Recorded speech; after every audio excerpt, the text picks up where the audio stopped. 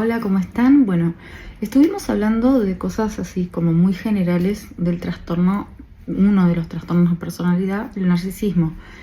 Parece que está de moda la palabra narcisista cuando uno se refiere a alguien que es egoísta, es narcisista. No, el narcisismo es una cosa, el egoísmo es otra. Puede ser parte o no de la problemática del narcisista, pero el egoísmo es otro. Claramente son bastante egoístas, pero bueno, no sos un narcisista porque sos egoísta. Ahí fíjate, por ahí sí, por ahí no, pero no es algo que está de moda nada más, es una patología muy grave. Entonces hablamos de los rasgos generales y ahora también vamos a hablar de cómo el narcisista también, a pesar de dar esa impresión de superioridad hacia el exterior, porque no tiene nada dentro, lo necesita validarse con lo externo y también validarse ante la víctima, que siempre elige una fuente para extraer algo, o sea, necesita aplastar a la víctima, siempre elige una víctima y no elige víctimas fáciles porque a él le interesan las víctimas interesantes. Las víctimas del narcisista suelen ser personas muy empáticas y sí, pueden sufrir mucho. ¿Y qué pasa cuando la víctima empática se le da vuelta al narcisista y se da cuenta y le saca la máscara? El narcisista, lo peor que le puede pasar es perder el control de la víctima y de su narrativa hacia la víctima, con respecto a la víctima y hacia todos. Se le cae la máscara aunque sea con la víctima, y si la víctima se le da vuelta y a la víctima no necesita hacer un escándalo ni nada. La víctima, si ya no le importa porque se dio cuenta que es irrelevante toda la máscara y todo lo que él hizo pasar, ya está, no hay que hacer escándalos, porque la víctima, al tener el poder de decir chao chao me voy y no me interesas, ni siquiera voy a gritar, es lo peor que le puedes hacer narcisista, porque él prefiere que le pelees, que le grites, que lo insultes, porque ahí te tiene controlado emocionalmente, tiene algún tipo de control sobre vos, una reacción. Si no logra reacción sobre la víctima, es parte de la muerte interna y la destrucción del narcisista, que ya está destruido porque ya tiene una personalidad toda fragmentada. Así que imagínate si justamente uno de los pilares de su personalidad externa, la víctima le dice no gracias, chao chao, ya me di cuenta que sos una porquería y una mierda, perdón.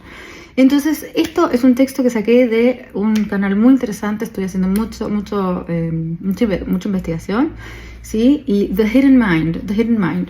Entonces, cuando un narcisista llega a su verdadera derrota, el desenlace rara vez ocurre mediante una gran discusión, ¿sí? O una confesión o un enfrentamiento dramático. La señal más clara que ese declive sucedió o está sucediendo es que es algo inesperado. El tipo o la mina, el narcisista, se vuelve absolutamente callado y ante su víctima.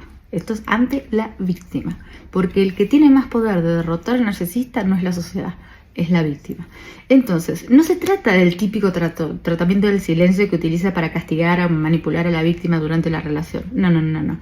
Ahora es otra cosa, porque esto no es solamente castigar a la fuente de suministro, la víctima. No. Esto es algo diferente. Esto es un silencio que aparece cuando comprenden las narcisistas que ya no le quedan estrategias eficaces para recuperar ningún tipo de control o reacción sobre la tal víctima. Porque ellos se creen superiores. Entonces, ¿cómo puede ser que ahora no puedan controlar o sacar una reacción? Peleame, decime algo. No, nada. La víctima simplemente dice besito en la frente.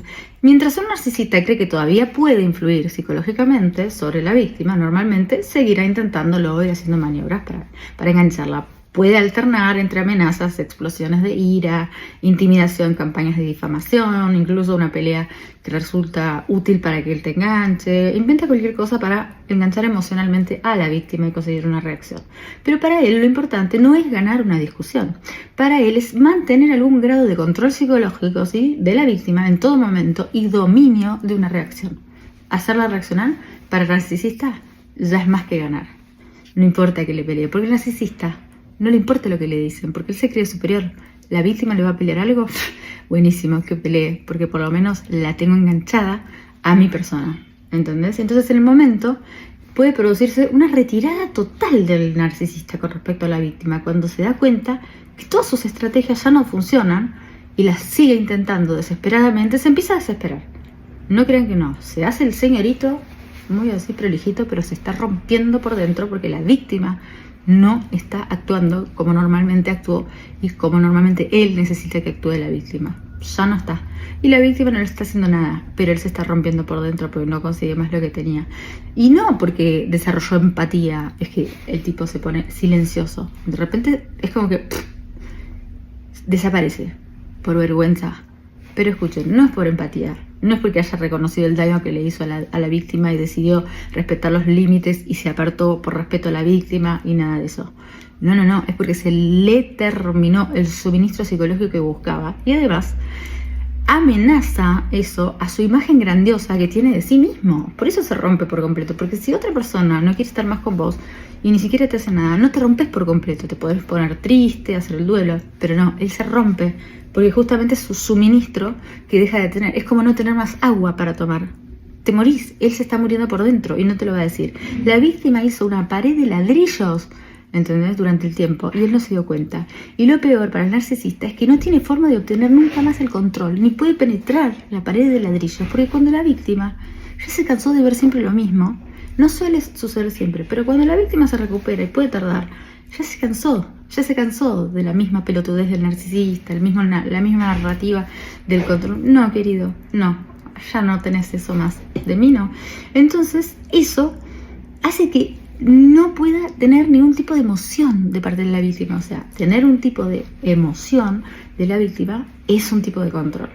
No es que quieren controlar los horarios de la víctima, qué hora viene, qué hora va. Es el control emocional de cómo la víctima se siente, cómo se aplasta. La víctima le cambia la identidad a la víctima y toma identidad a él mismo de la víctima. Y a la víctima la deja como vacía. Entonces, no tiene más ese control, no tiene más esa fuente que la víctima antes era un proveedor, era una canilla de agua y ahora se quedó sin agua la canilla porque el tanque se quedó vacío y él no se imaginaba de eso. Entonces la víctima tiene un papel importantísimo en la vida de cualquier narcisista, primero porque es una de las claves básicas, o sea, siempre hay una víctima, puede ser más o menos víctima o puede ser un narcisista más o menos agresivo, pero una víctima siempre hay. Siempre. Y desde esa perspectiva, el desaparecer, porque se borra, puede convertirse en la única forma de proteger su ego por vergüenza propia, porque no puede tolerar haber perdido ante su propia víctima. O sea, pues no logra convivir con el vacío y el ego roto que su propia víctima, que ya ni reacciona con respecto a su persona, la víctima se retira emocionalmente también, pero no sin decir nada. Y esa dinámica se murió por completo, porque la víctima al retirarse, le retira el agua potable y sin agua no vivís. Entonces, como el narcisista necesita el agua, que es la víctima, el agua se te cortan el agua y no te avisan, o te cortan la electricidad y no te avisan, no porque no pagaste la luz. Listo, porque no hay más electricidad en tu edificio, ya está. Entonces, el tipo no sabe qué hacer, ¿entendés? No puede retomar el control o generar reacciones, nada. La pérdida total de la víctima encima lo superó. Porque el suministro no fue una persona ajena que la sacó a la víctima y se la llevó a otro planeta. No. La víctima, directamente la víctima, propiamente, ya se retiró de esa cosa engorrosa que ya le aburrió. Pero él no lo puede tolerar. Porque no le pasó algo a la víctima, no la pisó un camión.